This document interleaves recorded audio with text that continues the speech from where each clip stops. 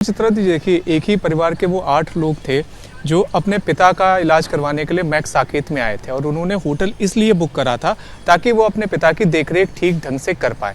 लेकिन उन्हें ये नहीं पता था कि किस तरह से जो सिस्टम की लापरवाही है वो एक दिन में उनका पूरा परिवार ही खत्म कर देगी। 5 लोगों का अब से कुछ देर पहले शमशान घाट के ऊपर अंतिम संस्कार हुआ और उसके अलावा जो उनके परिवार के 3 सदस्य और हैं उनका अंतिम संस्कार अब अजमेर और किशनगढ़ में होगा। लेकिन देखिए किस तरह से जो पूरी सिस्टम की मार पड़ी है विवेक अग्रवाल, उनकी पत्नी तर्जनी अग्रवाल, उनकी 2 बेटियां, उनकी माँ प्रेमलता अग्रवाल, उन सभी का अंतिम संस्कार अब से कुछ ही देर पहले इस शमशान घाट के ऊपर हुआ है।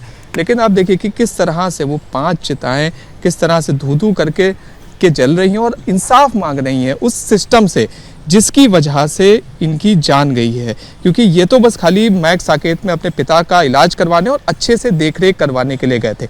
इन्हें नहीं पता था कि किस तरह से ये पूरा सिस्टम इतना भ्रष्ट है कि इस तरह के जो कॉमर्शियल स्पेस हैं वो अलॉट कर दिए जाते हैं, एनओसी दे दिया जाता है, जबकि ये तक नहीं देखा जाता है कि जो होटल है वहाँ पर सिर्फ और सिर्फ एक ही रास्ता है जिससे अंदर जाया जा सकता है, बाहर जाया जा सकता है, फायर एग्जिट तक नहीं है।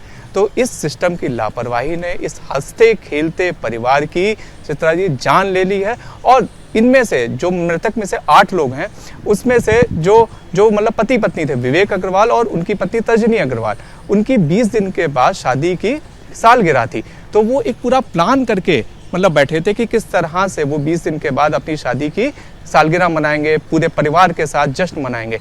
लेकिन उनके सारे सपने इस सिस्टम ने, भ्रष्ट सिस्टम ने पूरी तरह से चकनाचूर कर दिए। जी।